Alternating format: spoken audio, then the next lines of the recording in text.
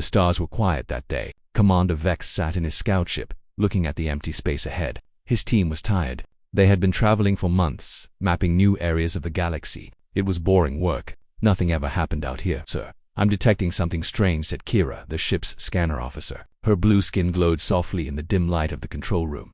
Vex looked up. What is it? A planet. Third one from a yellow star. But the readings, they don't make sense. Vex walked over to her station. He looked at the screen. His eyes went wide. That's impossible. The planet was covered in lights, thousands of them. Cities, roads, machines moving everywhere. But according to their database, this planet should be empty. No intelligent life was supposed to be here.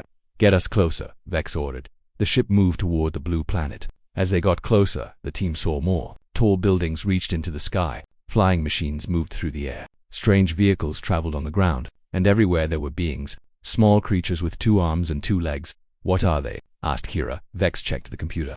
Humans. They call themselves humans. But sir, another crew member said, according to our records, this species should still be primitive. They should be using basic tools. How do they build all this? Vex didn't have an answer. He watched the humans below. They were busy, always moving, always building something new. It was strange. It was impossible. Then he saw something that made his blood run cold. The planet itself was dangerous. Massive storms covered entire continents. The oceans were wild and deadly. Huge predators lived in the forests. The weather changed from burning heat to freezing cold. This is a death world, Vex whispered. His team looked at him. They understood what that meant. Death worlds were rare. Only the strongest species could survive on them. And those species usually became warriors, conquerors. But these humans, they didn't just survive. They built cities. They created art. They reached for the stars. Vex's hands shook as he opened the emergency channel. This is Commander Vex to Galactic Central. We have found something. Something that should not exist. Sending coordinates now. You need to see this. Within hours, ships from across the galaxy began to arrive. Everyone wanted to see the impossible planet. Everyone wanted to see Earth. The sky above Earth filled with ships. Hundreds of them came from different corners of the galaxy. The Krillians arrived first in their massive war cruisers. Then came the peaceful Vosh in their silver vessels. Even the ancient Korath, who rarely left their home systems, sent observers. They all wanted to see what Commander Vex had found. Look at them, said General Throck of the Krillian fleet. He was a large creature with thick armor and red eyes. They walk around like nothing can hurt them. The aliens watched humans go about their daily lives. Children played in parks. Adults rushed to work. Old people sat on benches feeding small birds. Everything seemed so normal, so peaceful, but the planet told a different story. Run the environmental scan again, ordered Ambassador Lyra of the Vosh. I don't believe the first results. Her science officer checked the data 3 times. Ambassador, the results are correct. This planet experiences Category 5 hurricanes, earthquakes that destroy entire cities, volcanoes that block out the sun, temperatures that swing from -40 to +50 degrees. Lyra's silver face showed confusion. Then how are they alive? The Korath elder Zoroth spoke in his ancient voice. Check their biological data. Something is different about these humans. The scientists worked quickly. What they found shocked everyone. Humans were strong, much stronger than they should be. Their bones were dense. Their muscles adapted to constant use. Their immune systems fought diseases that would kill most other species in hours. They evolved here, Zoroth said slowly, on this death world. The other aliens looked at each other. Most species in the galaxy evolved on safe planets, worlds with calm weather, friendly environments, no major predators. Evolution was slow and peaceful for them. But Earth was different. Earth was violent. Earth killed the weak and made the strong stronger. These humans, General Throck said quietly, they are survivors, born warriors. Should we be afraid? Asked a young Vosh officer. No one answered right away. They watched as a human father picked up his child and spun her around. The child laughed. It was a sound of pure joy. I don't know, Ambassador Lyra finally said, but we need to learn more. We need to understand them before we decide anything. General Throck nodded. Agreed, but keep the weapons ready. The real study of humanity was just beginning. For weeks, the aliens watched. They stayed hidden in orbit, studying every detail of human life. What they saw confused them more each day.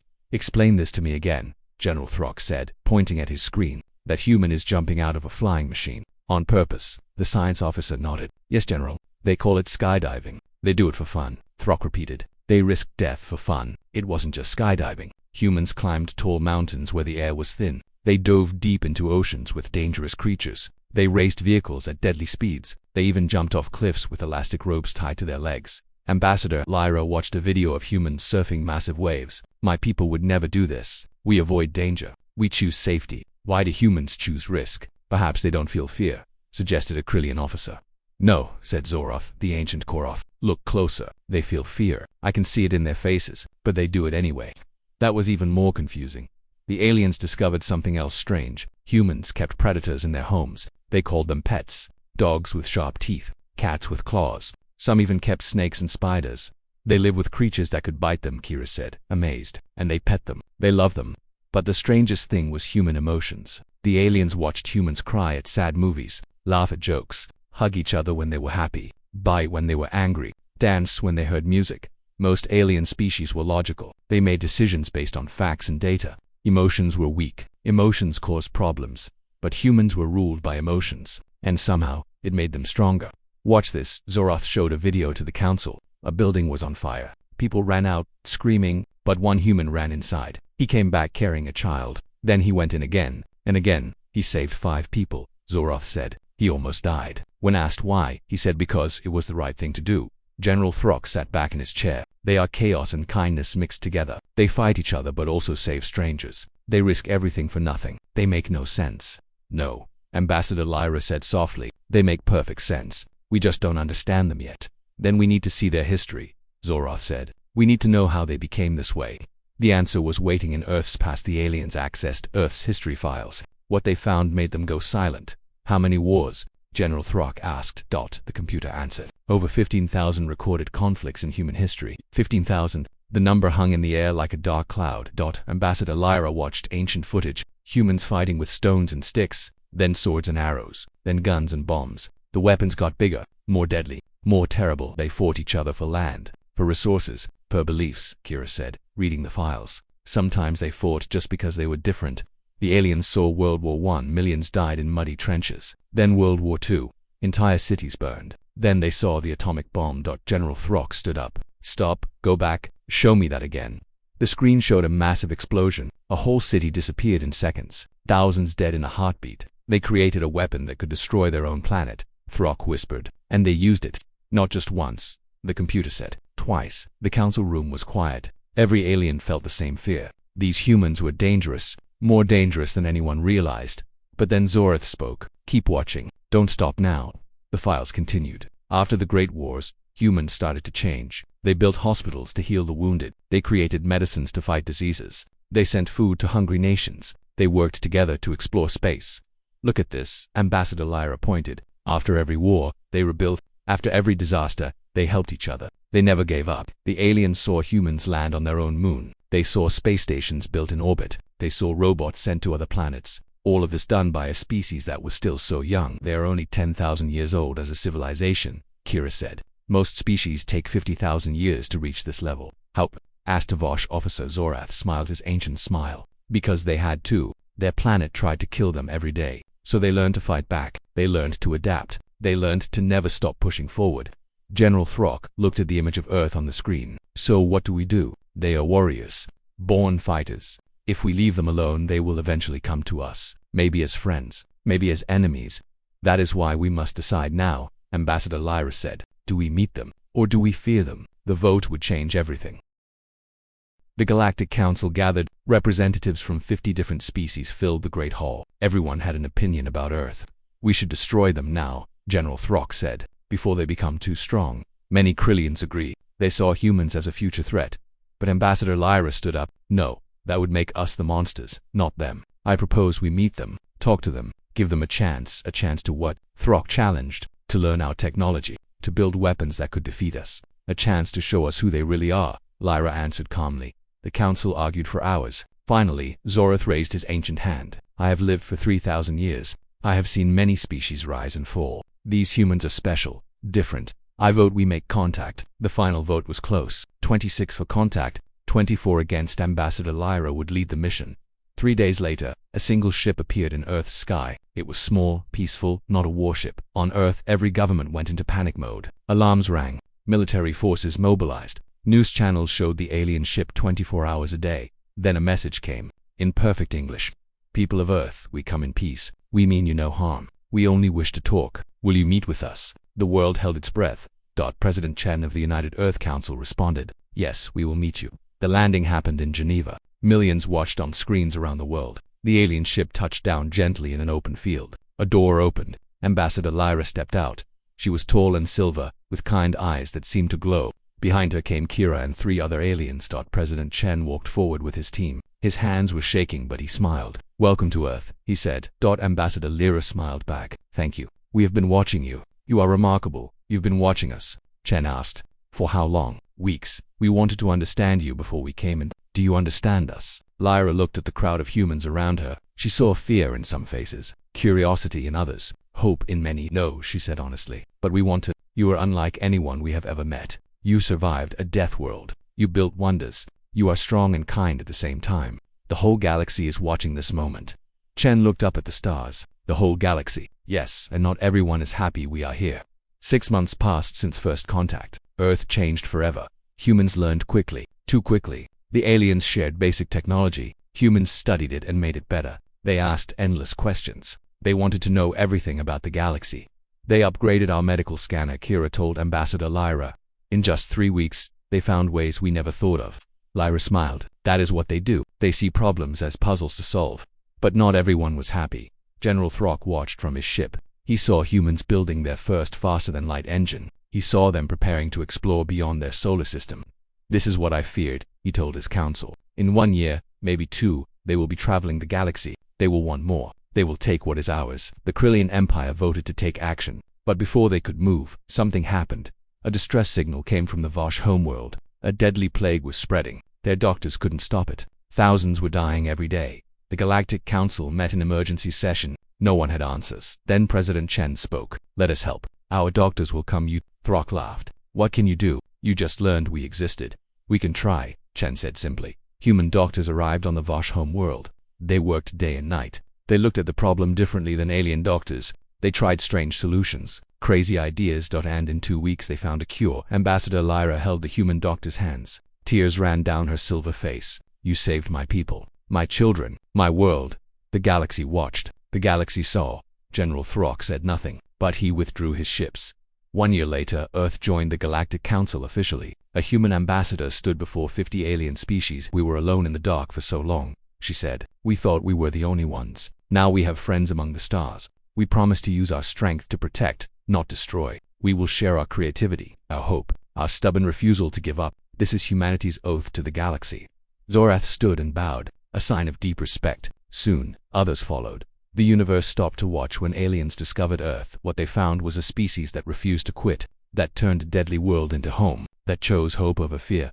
Humanity had arrived and the galaxy would never be the same. 5 years after first contact, Earth was no longer alone. Human ships now traveled between the stars. They visited alien worlds. They traded goods and ideas. They made friends across the galaxy.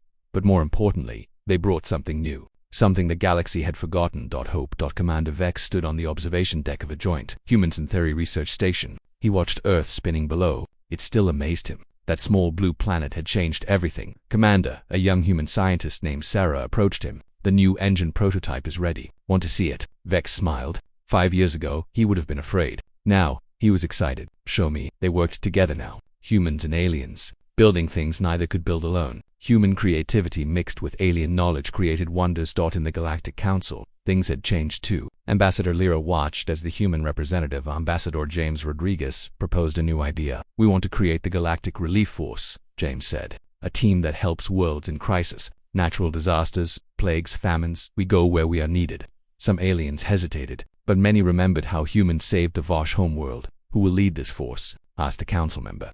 "Anyone who wants to help," James answered. "Human or alien, it doesn't matter. We work together." The vote passed, 38 for 12 against. Even General Throck voted yes. He had changed too. He saw that humans were not conquerors. They were builders, helpers, friends. On Earth, children grew up knowing they were not alone. They learned alien languages in school. They dreamed of visiting other worlds. The universe was their playground now. Kira visited Earth for the first time since first contact. She walked through a human city. People smiled at her. Children waved. One little girl ran up and hugged her leg. "You're so pretty," the girl said. "When I grow up, I want to visit your planet."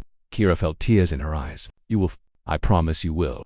That night, the aliens gathered on their ships. They looked at Earth glowing in the darkness. "We thought we discovered them," Zorath said quietly. "But they discovered us too. They reminded us what we forgot. That the universe is better when we work together, when we care for each other, when we never give up." Ambassador Lyra nodded. That the galaxy was dark and cold before humans arrived. Now it feels warmer, brighter. Because of them? Asked Kira. No, Lyra smiled. Because of all of us, together. The stars shined brighter that night, and somewhere in the darkness, new worlds waited to be found.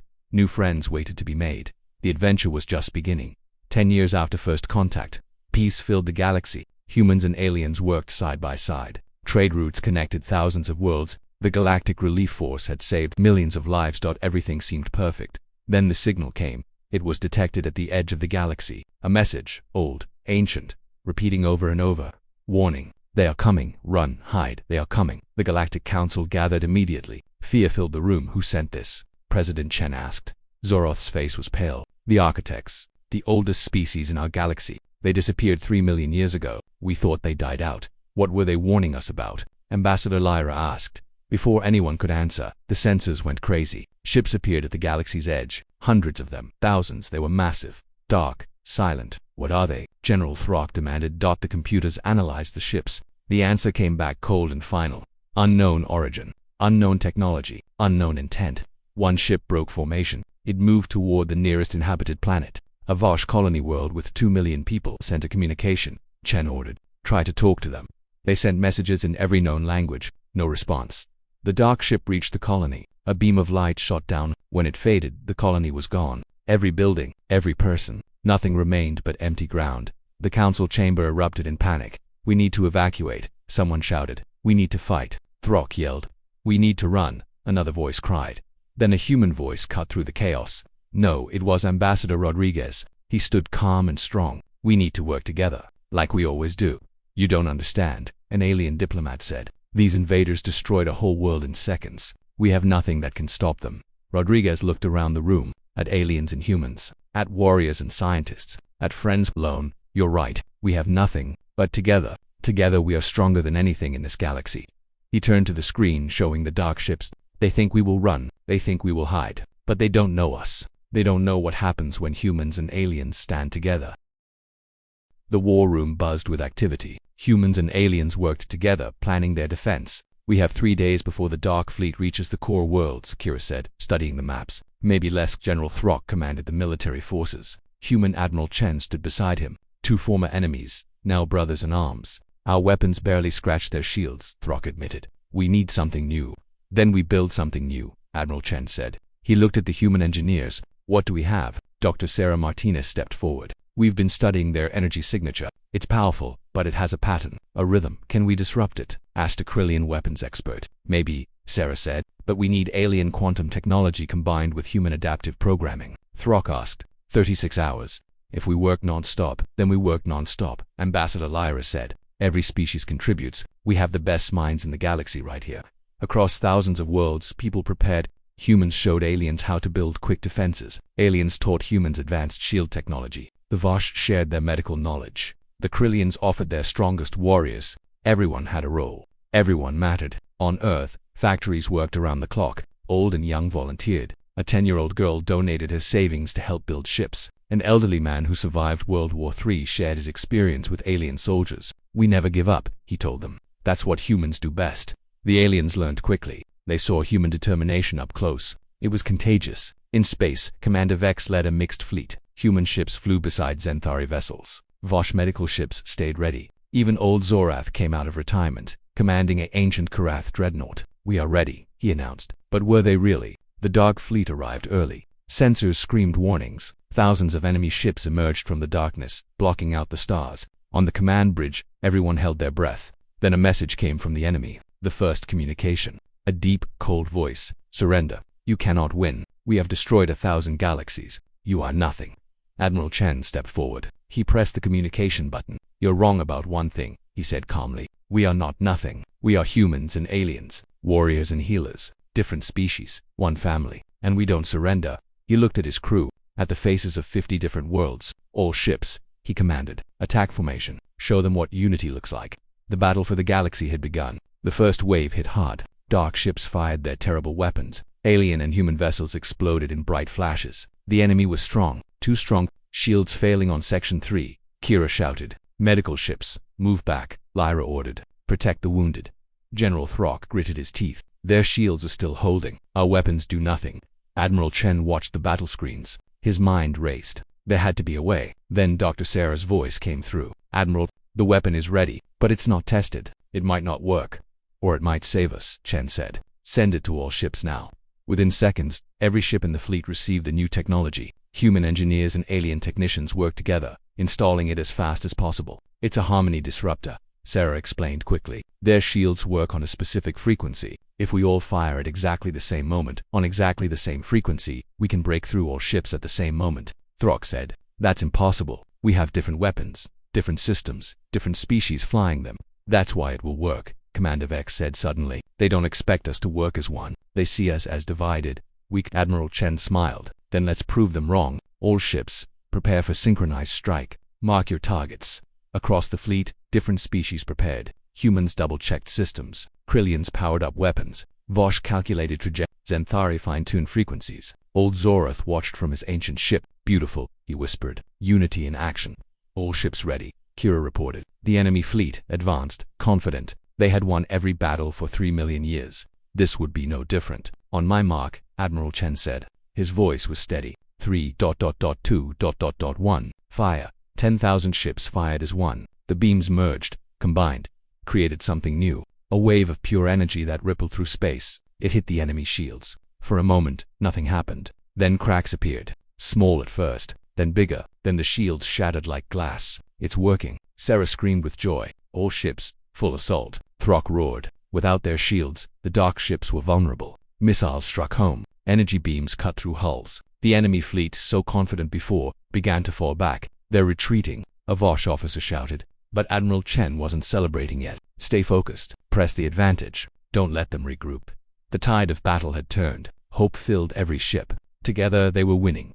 The enemy fleet scattered. Dark ships exploded one by one. The galaxy's united forces pushed forward, their confidence growing with every victory. But the enemy had one last move. Admiral, the largest enemy ship is changing course, Kira warned. It's heading straight for Earth. Everyone froze. Earth, the home world. 3 billion people live there. How long until it arrives? Chen asked, his voice tight. 20 minutes, maybe less. Can we intercept it? Ambassador Lyra asked desperately. Commander Vex checked the sensors. No, it's too fast. And our ships are too far away. The massive enemy vessel raced through space like a dark arrow. Nothing could stop it. If it reached Earth, everything would end. On Earth, alarms rang. People looked up at the sky. Parents held their children. Everyone knew what was coming. There must be something we can do, Throck shouted, slamming his fist. Then old Zorath spoke quietly. There is one way. Everyone turned to him. My ship, Zorath continued. It has an ancient core. Very powerful. Very unstable. If I overload it and ram that vessel, ... He didn't finish. He didn't need to. No, Admiral Chen said firmly. We'll find another way. There is no other way, Zorath said gently. And my time was coming anyway. I am 3,000 years old. I have lived a good life. Let me do this. Let me save the future. Tears filled Ambassador Lyra's eyes. Zorath, please, ... My child, the ancient alien said warmly. I watched you grow up. I watched this galaxy learn to love instead of fear. Because of humans, I saw something I never thought possible. True unity. That is worth protecting. He set his course. His old ship turned toward the enemy vessel. Zorath, wait. Commander Vex said. You taught me everything. You're like a father to me. Then make me proud. Zorath replied. Live well. Build a better galaxy. His ship accelerated. Faster, faster. The crew watched helplessly as the old Koroth warrior rushed toward the enemy. For the future, Zorath whispered. The two ships collided. The explosion lit up space like a newborn star. The enemy vessel broke apart. Pieces scattered harmlessly into the void. Earth was saved. But Zorath was gone. Across the fleet, soldiers wept. Humans and aliens together. They had won the battle, but they had lost a hero, a father, a friend.